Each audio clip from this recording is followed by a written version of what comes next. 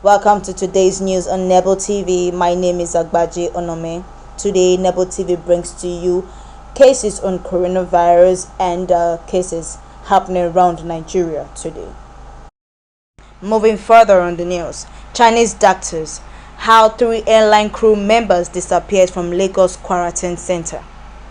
3 out of the 17 pilots and flight attendants who flew 14 Chinese medical doctors and medical supplies from China to Nigeria on Wednesday have boycotted the Lagos quarantine center provided by the Lagos state government.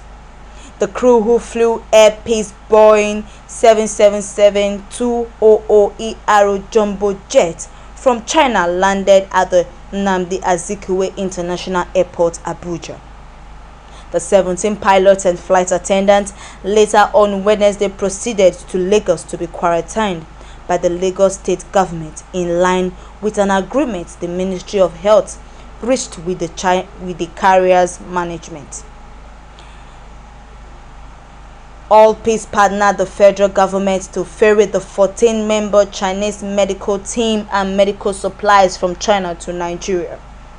The Chinese team brought about 16 tons of test kits, ventilators, disinfection machine, disposable medical mask, 95 masks, medications, rubber gloves, protective gowns, goggles, face shields, infrared thermometer, and others. The Minister of Health, Dr. Osage Ehanire, who was at the airport to receive the Chinese doctors and their supplies, said the team would be quarantined for 2 weeks. He said they knew that before they came and have undergone tests before they left their country. Nevertheless, they will be quarantined for 14 days. The Nigerian Center for Disease Control has gone to see where they will be quarantined. Ehanire added the equipment will assist a lot to fill these existing gaps. A team of Chinese medical professionals on Wednesday arrived at Abuja's Nnamdi Azikiwe International Airport, Nigeria, bringing medical equipment. The Chinese ambassador to Nigeria says it is time to reciprocate the friendship and kindness offered by Nigeria. The value of the equipment, medical supplies, is around 1.5 million US dollars, and including the other costs like the chartered air flight, it's all around 2 million US dollars. Port Health Service is a unit of the Ministry of Health that screens arriving and departing passengers of infectious disease, especially COVID-19. On arrival at the Murtala Mohammed International Airport, Lagos at about 10 p.m. on Wednesday, the flight crew initially refused to be quarantined. Ministry of Health sources confirmed that the pilot and cabin crew members claimed that management did not inform them of the 14-day compulsory quarantine. As such, the flight personnel initially refused to follow the port health officials to be quarantined provided by the Lagos state government.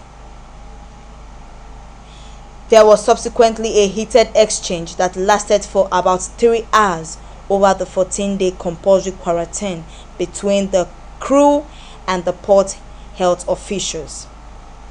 After several calls by the port health officials on duty to top officials of the Ministry of Health in Abuja, as well as the top officials of the Lagos State Ministry of Health, the crew members bowed to pressure and agreed to go to the quarantine center at about 1 a.m. On arriving, the scholars lodged at the University of Lagos, where the state government had prepared for the crew to be quarantined.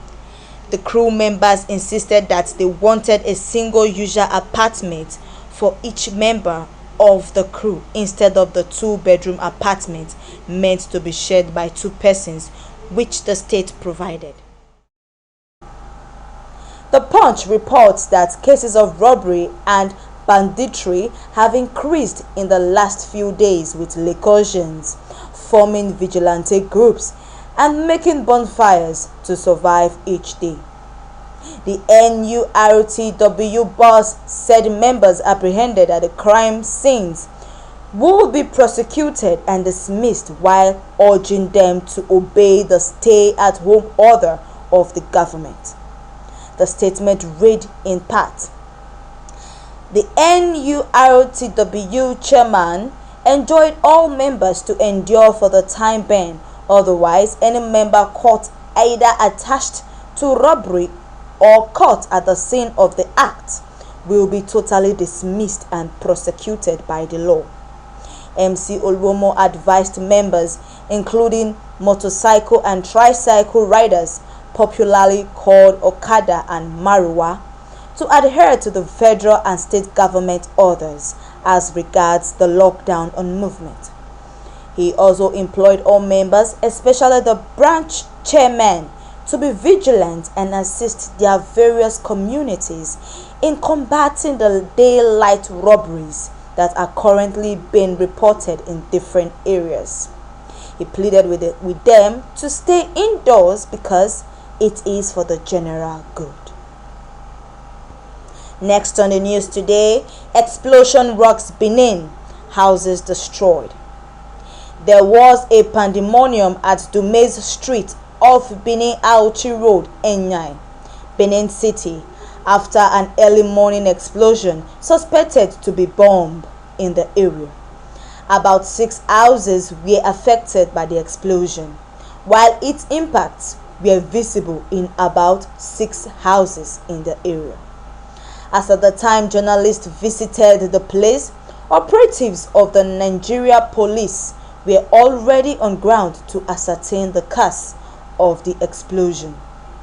Commissioner of Police Lawal Jemita, who spoke to newsmen, said investigation had begun on the matter. People in the area alleged that the explosion came from a suspected bomb. Like bomb sound this morning from this house that almost destroyed many houses. But I thought, to God be the glory, but police, they are here, they have investigated it, they said they saw bomb, but we don't really know where the bomb came out from. When it happened, the whole house shake, even the ground, everywhere. It's a traumatic experience. I was in my room, lying down, when I heard bam. I thought my house has just fallen down. An advocacy group, Human and Environmental Development Agenda, has warned the federal government against mixing up the recovered $322 million Abacha loot being shared to poor Nigerians with the COVID-19 funds donated by the philanthropist. The group said that the government must not let Nigerians know that the $322 million Abacha loot being shared as 5,000 naira conditional cash transfer is not the same as the palliative to cushion the economic effect of COVID-19 lockdown on the masses. In a statement on Sunday by its chairman, Olarewaju Suraju, HEDA particularly assured the Minister of Humanitarian Affairs and Disaster Management, Sadiya Farouk, of attempting to confuse the conditional cash transfer which began in 2016 with government's COVID-19 funds. HEDA, which said it had been monitoring the 5,000 naira conditional cash transfer, said only 900,000 households had benefited, contrary to the claim that over 2 million households had been reached. While saying it was following donations to the federal and state governments towards tackling COVID-19, the group said it would demand accountability and warned the government not to play politics with the plight of Nigerian poor masses. HEDA said, "The least we owe Nigerians is not to play politics with the miseries of millions of people. The fact is that the conditional cash transfer began in 2016. It should not be confused with any measure of any government to tackle the hunger and poverty occasioned by the lockdown. There are two different distinct programs and cannot substitute for the other. The Minister of Humanitarian Affairs and Disaster Management is suspected to have deliberately acted in this manner to blur the line of accountability, disguising the conditional cash transfer as payment under the COVID-19 intervention and relief package. The payment presently is only made to about 900,000 households and not over 2 million as claimed by the minister. The citizens are also hereby informed that the 20,000 naira being paid is part of the recovered Abacha loot paid to the country since 2015 under the National Social Intervention Program and not part of the contributions from private citizens and organizations. Meanwhile, a coalition of civil society organizations also called on the federal government to put structures in place to ensure transparency and accountability in the spending of COVID-19 funds. The call was made in a joint statement by the CSOs, including Action Aid International Nigeria, Action Health Incorporated Center for Women's Health and Information. Alright, that is the end of Nebo TV News. I hope you enjoyed today's news. Thank you very much. My name remains Agbaje Onome. Stay safe. God bless you. God bless Nigeria.